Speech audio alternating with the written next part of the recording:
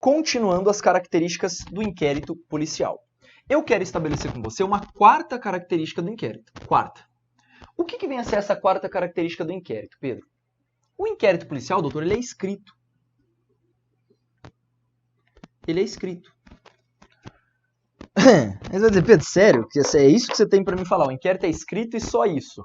Doutor, é claro que não, né? O que ele é escrito você já domina muito bem. O meu problema está daqui para frente, estabelecer em exceção.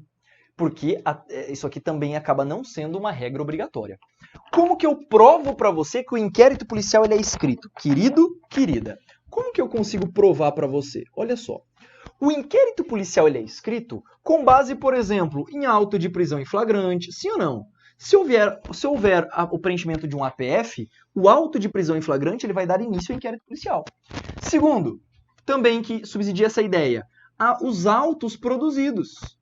Auto de busca e apreensão, auto de corpo de delito, auto de exumação, auto de não sei o quê, tudo quanto é auto subsidia. Além disso, temos também os relatórios. Olha só, os relatórios. Então, os relatórios produzidos ou o relatório individualizado, todos esses elementos, eles são necessariamente escritos. Então, ele tem formalidade no que tange a forma escrita. Tudo bem? Então, o inquérito policial ele é escrito com base nessas documentações. Deixa eu trazer para você uma jurisprudênciazinha, embora não seja pertinente ao tema especificamente de inquérito, também é importante para você na prova. Quer ver? Doutor, falamos de interceptação telefônica. Imagina que a autoridade policial fica um mês interceptando tal pessoa. Você sinceramente acha que toda interceptação vai ser reduzida a termo? Você acha que tudo que eles falaram importa para o processo? Claro que não. Portanto, diante das nossas novas jurisprudências, em se tratando de interceptação telefônica, somente será reduzido a termo, aquilo que for de fato pertinente ao fato criminoso. Eu não preciso escrever toda a interceptação, não. Tanto é que muitas vezes acompanha o relatório a fita de gravação, se o juiz quiser ouvir. Percebeu que interessante? Olha que legal. Aqui, quando a gente trabalha com essa questão dele ser escrito, portanto, auto de prisão em flagrante, autos e relatórios complementam, na verdade, exemplificam a ideia dele ser escrito. Só que, novamente, eu vou colocar para você em tópico de observação. Doutor, isso aqui não é absoluto. Quer ver? A própria Lei Maria da Penha afirma que as gravações de interrogatório dos envolvidos deve ser realizada, deve ser produzida e remetida ao juiz competente. Aí eu te questiono, isto é ser escrito, doutor? Claro que não. Então, é possível abrir asos de exceções relativas ao procedimento escrito? Sim, é possível. Exemplo que eu trago para você aqui, de que ele não é absoluto, eu trago a Lei Maria da Penha. Lei Maria da Penha. Lei 11.340 de 2006, tá? Bacana? Então a Lei Maria da Penha é um exemplo clássico de procedimento de inquérito policial. Ele não é absoluto. Bacana, doutor? Superamos o tema. Avance aqui comigo, por favor, que depois da quarta característica eu tenho que ver a quinta. A quinta característica do inquérito policial é que ele é dispensável. Doutor, não me pergunte por quê. Isso aqui é muito simples e, por algum motivo, não cai. Despenque em prova. Cara, quando eu falo pra você que o inquérito policial é dispensável, a galera fica desesperada. Pedro, por quê? Cara, se você pegar 2019, 2018, cara, existem tantas situações de questões de prova salientando essa questão dele ser dispensável, que porra. E não é difícil. Então, o que significa ele ser dispensável, Pedro? Olha só. Hoje, o inquérito policial, ele é dispensável porque ele não é necessário. Não é necessário para o exercício da ação. Para o exercício do direito de ação. Para o exercício do direito de ação. Ele não é necessário. Significa, então, Pedro, que eu posso, por exemplo, terminar o inquérito, remeter o relatório para o MP, e o MP vai olhar esse relatório e vai dispensar. Isso é possível? Sim, é plenamente possível. Vou te dar um exemplo. Quando houver peças de informação. Pedro, o que é peça de informação? Imagina, o delegado investigou a porra toda, entregou o relatório para o MP, mas veio a vítima, por exemplo, que sequer conversou com o delegado e entregou vestígios do crime para o MP. Doutor, olha que importante isso aqui. O MP, ele pode dispensar o inquérito e embasar a sua denúncia única e exclusivamente nas peças de informação fornecidas pela vítima. Você entendeu? Então, na prática, você entendeu, acho que ficou um pouco mais claro para você, que o inquérito, obviamente, ele é dispensável. Claro. Bacana? Então, muito cuidado com esse dispositivo se ele vier sendo cobrado na sua prova. Muito simples, absolutamente simples. Sexta característica do inquérito, muitíssimo importante também. Deixa eu colocar do outro lado que aqui vai ficar apertadinho. Olha só. Sexta característica hoje do inquérito policial. Vamos lá? Sexta característica. O inquérito policial, doutor, o inquérito policial, ele vem a ser indisponível. E por favor, não confunda indisponibilidade com dispensável. A banca gosta de inverter. A banca mete que o inquérito é indispensável, é disponível. Errado. Quando eu trato com você, quando eu trabalho com você, esta ideia do inquérito policial ser ou não disponível, doutor, é importante levantar a seguinte tese. Pedro, como assim levantar a seguinte tese? Quer ver?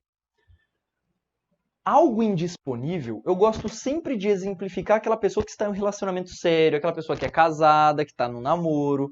Doutor, você que está envolvido em um casamento, você é casado, você é disponível ou indisponível? Ah, Pedro, eu sou indisponível porque eu sou casado, eu não posso pegar outras pessoas. Doutor, você é disponível. Pedro, como assim? Quer ver? Você pode amanhã tomar a decisão de se separar? Sim ou não? Sim. Percebeu? Você pode abrir mão. Então a indisponibilidade é justamente o contrário. Indisponibilidade significa que o delegado não pode dispor do inquérito como ele quiser. Sabe por quê? O inquérito policial, doutor, ele é revestido de interesse público. O inquérito policial, ele é revestido de interesse público. E é por isso que o delegado de polícia não poderá dispor do inquérito da forma que ele achar melhor. É como se a lei olhasse para o delegado e falasse assim, delegado, você não pode desistir do inquérito. Olha que interessante. Então, assim, ó, o delegado não poderá desistir do inquérito policial. E aí as questões de prova aqui, elas são muito criativas. Muito criativas. Pedro, como assim? Quer ver? A questão ela vai falar assim, ó. O delegado de polícia constatou ao longo das investigações que o agente praticou a legítima defesa. Aí eu questiono o senhor ou a senhora, ou a senhorita e o senhorio, digamos assim, né? Beleza? O delegado pode falar assim, não, então como ele agiu em legítima defesa, vamos parar o inquérito e tá tudo certo. Doutor, não. Não cabe ao delegado de polícia fazer juízo de opinião delite. Decidir se houve ou não excludente de ilicitude, de culpabilidade ou de autoria, cabe ao detentor do direito de ação. Cabe ao querelante, ao Ministério Público. Percebeu? Então não pode o delegado fazer juízo de excludente, por exemplo. Não cabe a ele fazer esse dispositivo. Bacana? Então o delegado não pode desistir. Da mesma forma, por consectário lógico, não pode o delegado arquivar inquérito,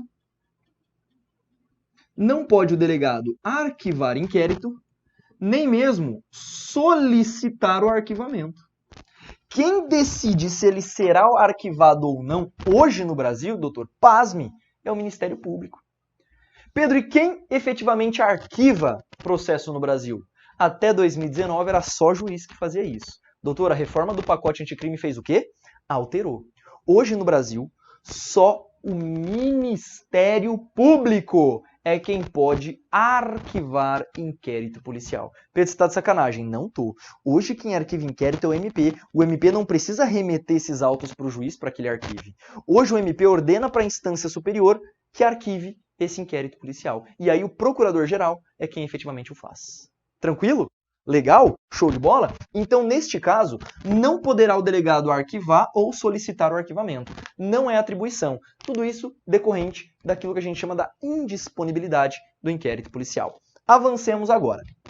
Sétima e penúltima característica do inquérito. A sétima e a oitava eu costumo trabalhar bastante em conjunto com os senhores. Quer ver? Sétima característica do inquérito policial.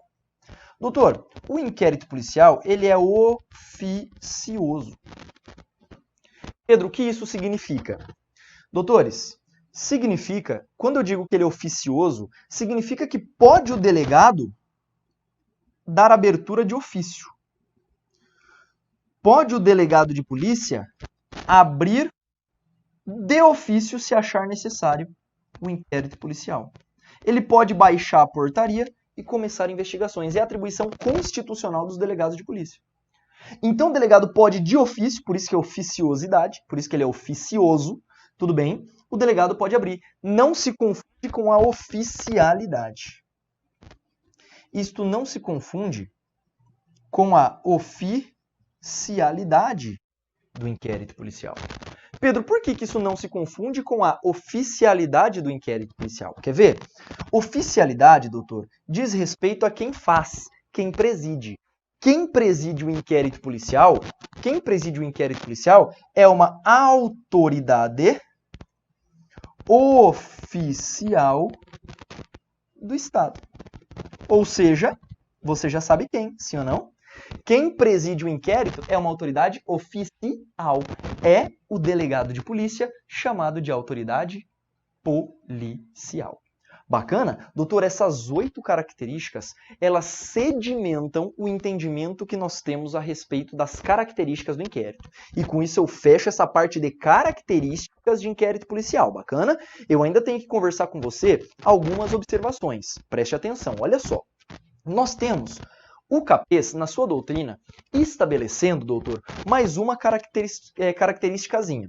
Só que essa característica, eu, particularmente, gosto de trabalhar com você em momento separado, que é a temporariedade. O inquérito policial ele não nasce ad eternum, tudo bem? Ele deve ser feito em um prazo, e esse prazo nós vamos conversar também em momento oportuno. Agora, eu tenho que conversar com você o quê? Eu quero trabalhar com você um tópico que às vezes aparece, mas que hoje está sem eficácia jurídica, que é o artigo 21 do Código de Processo Penal. Doutor, artigo 21 do CPP. Sabe sobre o que ele conversa? Hoje o artigo 21, ele versa sobre a incomunicabilidade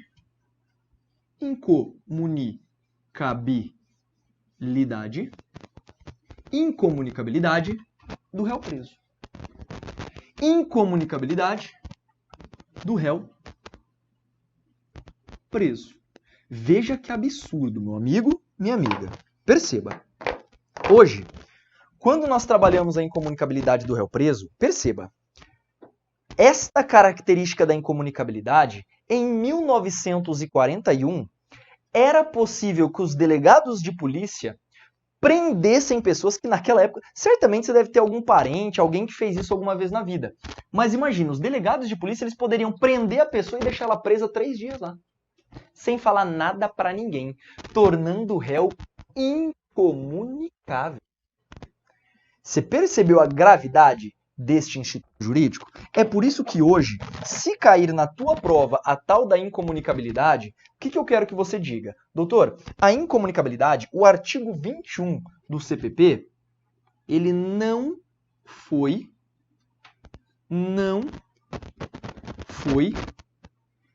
recepcionado pela Constituição Federal de 88. Hoje o réu tornar incomunicável, imagine que absurdo.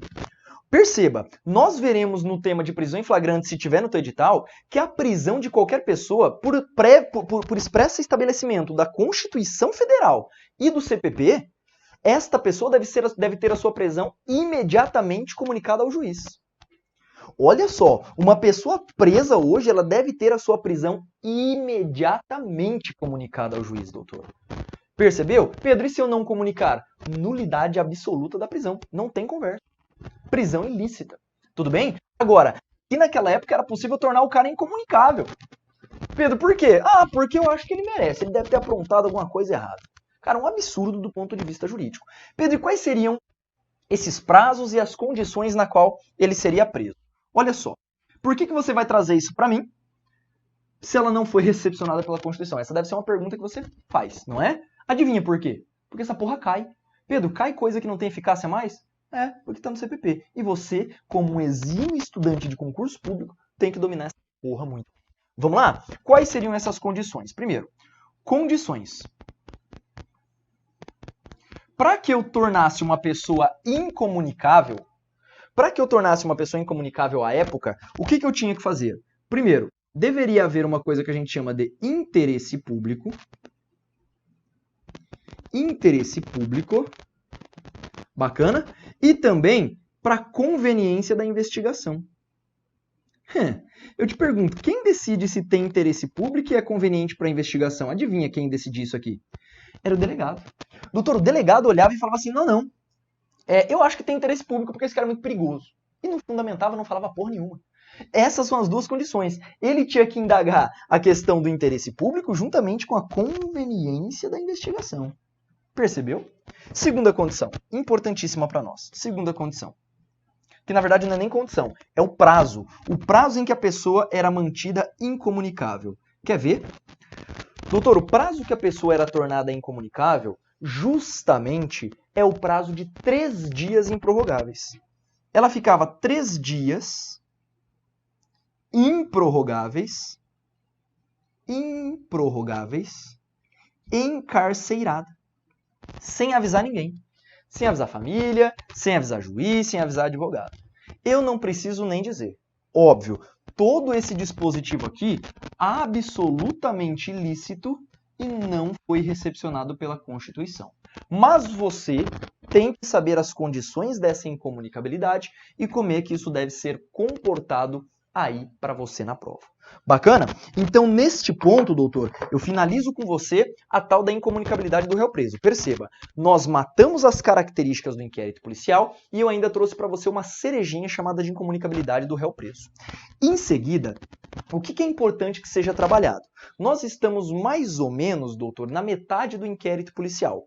Nós temos que ver algumas nuances, algumas peculiaridades, inclusive alterações legislativas, e em seguida nós vamos dar início a uma coisa que a gente chama de valor probatório do inquérito e também outros elementos. Tudo bem? Neste ponto, o que eu gosto de trabalhar com você? Existe, doutor, 2 leizinhas que eu particularmente acho interessante que você leia. Tudo bem? Essas leis eu não coloquei de imediato no seu material porque geralmente são legislações que vêm a mais, é plus para você para concurso. E eu tenho que comentar um pouquinho com você, pelo menos superficialmente. Pedro, por que você vai conversar com a gente superficialmente? Porque estas leis são leis atreladas a inquérito. É claro que você vai ter isso especificamente dentro da legislação extravagante, mas não tem como eu não comentar isso em inquérito policial. Quais seriam essas leis? Primeiramente, quero trabalhar com você com a Lei 12.830 de 2013, que é a lei que versa sobre investigações criminais presididas pelo delegado. Então, investigações criminais do delegado de polícia. Doutor, primeiro, a lei 12.830, quando ela vem aparecendo para você, ficou caído aqui, né, cara? Ficou torto. Meu toque não deixa eu continuar, deixa eu arrumar essa porra. Né? Investigações presididas do delegado, pelo delegado de polícia, né? Então, vou colocar aqui, investigações do delegado. Doutor, a função de polícia judiciária, a lei basicamente começa assim. A função investigativa judiciária, a função tem natureza jurídica, e elas também acabam sendo essenciais e exclusivas do Estado. Ela tem natureza jurídica e elas se mostram essenciais e exclusivas do Estado. A função de investigação criminal do delegado de polícia. Tudo bem? Pedro, então essa função é considerada de natureza jurídica? Sim, é. Portanto, vale como atividade jurídica, por exemplo, para o cargo de magistrado. Ok? Então, isto é muito importante que você saiba. Esta lei também vai trabalhar com você a questão da redistribuição de inquéritos. Redistribuição e avocação. Redistribuição mais avocação de inquérito. Imagina o seguinte. O delegado de polícia, doutor, o delegado de polícia está presidindo inquérito, mas de repente seu superior percebe, olha só que interessante, que ele não está conduzindo bem. E aí o seu superior, imagina, eu tenho o delegado A e eu tenho o delegado B. Ambos têm como chefe o delegado C. Eu questiono para você o seguinte, o delegado C, ele pode avocar o inquérito de A e redistribuir para B? Pode ou não pode? Pode. Ele pode fazer. Só que somente havendo o quê? Somente se houver interesse público. Somente se houver interesse público. E somente se houver o quê também? Fundamentação. Deve-se dar por ato fundamentado. Ok? Então a redistribuição e a avocação de inquéritos policiais poderá ser feita por autoridade hierárquica. E esta autoridade hierárquica poderá avocar e redistribuir esses inquéritos da forma que achar melhor. Ok? Tudo bem? A lei também vai falar a respeito do indiciamento, só que o indiciamento eu vou retomar com você, né? Pedro, o que é indiciamento? Olha só que interessante. O indiciamento propriamente dito, doutor, é nada mais do que a retirada da pessoa de um grau de possibilidade para um grau de probabilidade dele ter praticado o crime. É como se os indícios, os vestígios do crime convergissem para a pessoa do investigado. E o indiciamento, hoje no Brasil, é só delegado que faz. Indiciamento em sede de inquérito policial, só delegado pode fazer. Antigamente existia uma coisa que a gente chama de inquérito judicialiforme, em que o juiz indiciava no inquérito policial. Essa porra não existe mais. Bacana? Então, olha só, no Brasil, só o delegado de polícia é quem pode indiciar. E detalhe, esse o indiciamento propriamente dito é nada mais do que um critério de enquadramento técnico-jurídico. Enquadramento técnico-jurídico que só os delegados podem fazer. É o enquadramento na lei daquela conduta. Quem faz isso é o delegado. Pedro, mas pode um membro do MP, por exemplo, alterar, fazer uma coisa que a gente chama, nós vamos ver depois de mutatio libelli? Sim, ele pode fazer, mas em sede de inquérito e de indiciamento, é só o delegado quem faz. Tudo bem? Bacana, são 3 pontos que eu gostaria de trazer para você no que tange a Lei 12.830, mas é claro, eu vou pedir, se você tiver um pouco mais de interesse e tiver previsto também no seu edital, para complementar um pouco mais do inquérito. Perceba a robustez do tema. E para nós fecharmos, justamente, eu quero ver com você o que, doutor? A interceptação, só um pouquinho, só para a gente dar uma palhinha da interceptação telefônica. Doutor, a interceptação telefônica, perceba, a interceptação telefônica, ela é regida pela Lei 9296 de 96. E a interceptação, ela não é cabível em qualquer situação, não. Detalhe, ela está sob égide da cláusula de reserva jurisdicional. Vale dizer, só juiz é quem pode determinar a interceptação. Hoje, os delegados de polícia não podem determinar interceptação telefônica. Isso é importante que você saiba. Ok? Além disso, doutor, olha que interessante. Hoje, a interceptação telefônica, ela somente será cabível nos crimes, ou seja, em investigação criminal ou processo penal. Investigação criminal ou processo penal. Não vale para civil, para trabalhista, para nada mais. Cuja pena seja uma pena de reclusão. Não vale para pena de detenção, nem para prisão simples. A pena tem que ser uma pena de reclusão. Bacana? Quanto ao prazo, doutor, podemos até colocar: o delegado de polícia representa para o juiz, ou o MP requer, e o juiz concede. Concede por qual prazo, Pedro? Olha que interessante.